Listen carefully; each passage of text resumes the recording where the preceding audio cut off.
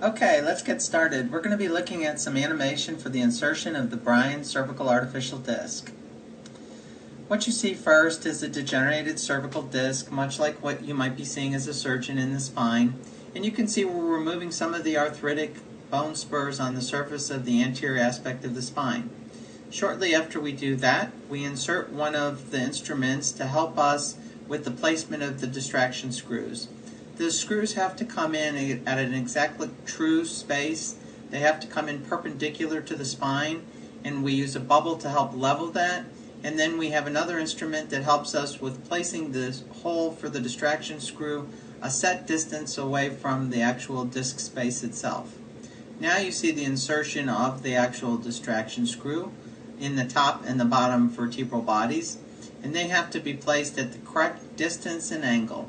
Now the distraction device comes in and we're opening up the disc space, and now it's time for us to do our job of cleaning up and evening out the end plates, removing any osteophytes, removing any bone spurs, opening up the area over the dura in both foramen, and then ultimately placing the distraction drill device.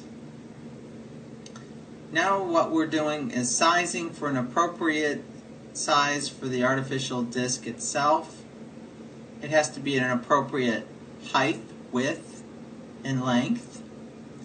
And once we see that we have an appropriate size, or whether we have some binding, we sometimes have to go back and take the drill and improve the concavity so that we have a nice, flush, parallel concavity that allows the artificial disc to sit true.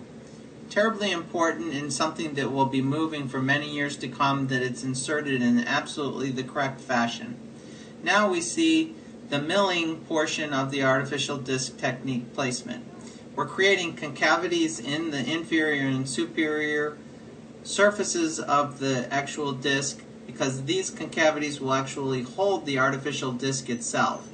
Now you've seen the placement of the artificial disc, and it's in its place, ready to function normally with correct flexion and extension.